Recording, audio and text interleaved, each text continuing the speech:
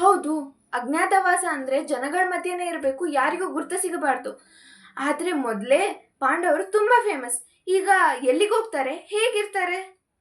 ಇನ್ನು ಪಾಂಡವರು ಅವರ ಅಜ್ಞಾತವಾಸವನ್ನು ಮತ್ಸ್ಯ ದೇಶದಲ್ಲಿ ಮುಗಿಸಬೇಕು ಅಂತ ಅನ್ಕೊಳ್ತಾರೆ. ಆಗ ಧರ್ಮರಾಜ ತನ್ನ ತಮ್ಮಂದಿರನ್ನೆಲ್ಲ ಕೂಡಿಸಿಕೊಂಡು ಮತ್ಸ್ಯ ದೇಶದ ರಾಜ ಆದಂತಹ ವಿರಾಟ, ಅವನ ತಾತ ಕೂಡ ಶೂರ, ಅವನಿಗೆ ನಾವು ಅಂದರೆ ತುಂಬ ಇಷ್ಟ, ಅವನು ಯಾವಾಗಲೂ ನಮ್ಮ ಒಳ್ಳೆಯದನ್ನೇ ಬಯಸುತ್ತಾನೆ, ಈ ವರ್ಷ ಎಲ್ಲ ನಾವು ಅಲ್ಲೇ ಇರೋಣ ಅಂತ ಹೇಳ್ತೇನೆ.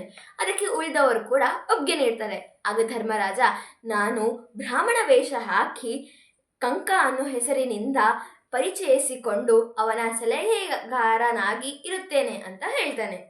ಆಗ ಭೀಮ, ನಾನು ರುಚಿಕರವಾದ ಅಡುಗೆ ಮಾಡುವವನು, ಹಾಗೆ ಮಲ್ಲಯುದ್ಧವನ್ನು ತಿಳಿದವನು, ನನ್ನ ಹೆಸರು ಬಲ್ಲವ ಅಂತ ಇಟ್ಕೊಂತೀನಿ ಅಂತ ಹೇಳ್ತಾನೆ. ಆಗ ಅರ್ಜುನ, ಹಿಂದೆ ಊರ್ವಶಿ ನನಗೆ ಕೊಟ್ಟಿರುವ ಶಾಪದ ಪ್ರಕಾರ ನಾನು ಗಂಡು ಅಥವಾ ಹೆಣ್ಣು ಅಲ್ಲದೆ ನಪುಂಸಕನಾಗಿ ಆಸ್ಥಾನದಲ್ಲಿ ರಾಜರ ಕತೆಗಳನ್ನು ಹೇಳ್ತಾ ಎಲ್ಲರಿಗೂ ಮನರಂಜನೆಯನ್ನು ನೀಡ್ತೀನಿ, ನನ್ನ ಹೆಸರು ಬೃಹನ್ನಲ ಅಂತ ಹೇಳ್ತೀನಿ ಅಂತ ಅಂತಾನೆ. ನಂತರ ಸಹದೇವ, ನಾನು ವಿರಾಟನಿಗೆ ಗೋಪಾಲಕನಾಗಿ ಇರುತ್ತೇನೆ, ನನ್ನ ಹೆಸರು ತಂತಿಪಾಲ ಅಂತ ಹೇಳ್ತೀನಿ ಅಂತ ಅಂತಾನೆ.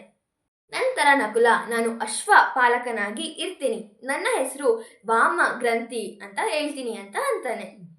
ಕೊನೆಗೆ ದ್ರೌಪದಿ, ರಾಣಿಯರ ಹತ್ರ ತುಂಬ ಸೇವಕರಿರ್ತಾರೆ, ಅವರಲ್ಲಿ ಅಲಂಕಾರ ಮಾತ್ರ ಮಾಡುವವರನ್ನು ಸೈರೇಂದ್ರಿ ಅಂತ ಕರೀತಾರೆ, ನಾನು ವಿರಾಟನ ಹೆಂಡತಿಯಾದ ಸುದೇಶ್ನಾಗೆ ಸೈರೇಂದ್ರಿಯಾಗಿ ಇರ್ತೀನಿ ಅಂತ ಅಂತಾಳೆ. ಹೀಗೆ ಪಾಂಡವರು ತಾವೆಲ್ಲರೂ ಯಾವ ಯಾವ ವೇಷದಲ್ಲಿರಬೇಕು ಅಂತ ಮಾತನಾಡಿಕೊಳ್ತಾರೆ. ಪಾಂಡವರಿಗೆ ಹೇಗೆ ಸೇವೆ ಮಾಡಬೇಕು ಅನ್ನೋದೇ ಗೊತ್ತಿರಲ್ಲ.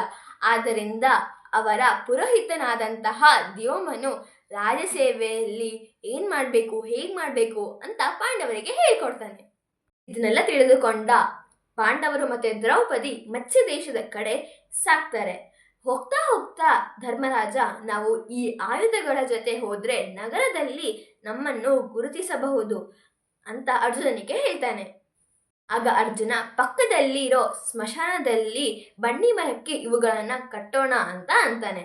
ಆಗ ನಕುಲ ಎಲ್ಲ ಆಯುಧಗಳನ್ನು ತೆಗೆದುಕೊಂಡು ಬನ್ನಿ ಮರಕ್ಕೆ ಕಟ್ಟಿ ಅದರ ಮೇಲೆ ಒಂದು ಹೆಣವನ್ನು ಇಡ್ತಾನೆ. ಅದರ ಹತ್ರ ಯಾರೂ ಬರಬಾರದು ಅಂತ ಆ ಉಪಾಯವನ್ನು ಮಾಡಿ ಪಾಂಡವರು ವಿರಾಟನಗರಕ್ಕೆ ಸಾಕ್ತಾರೆ.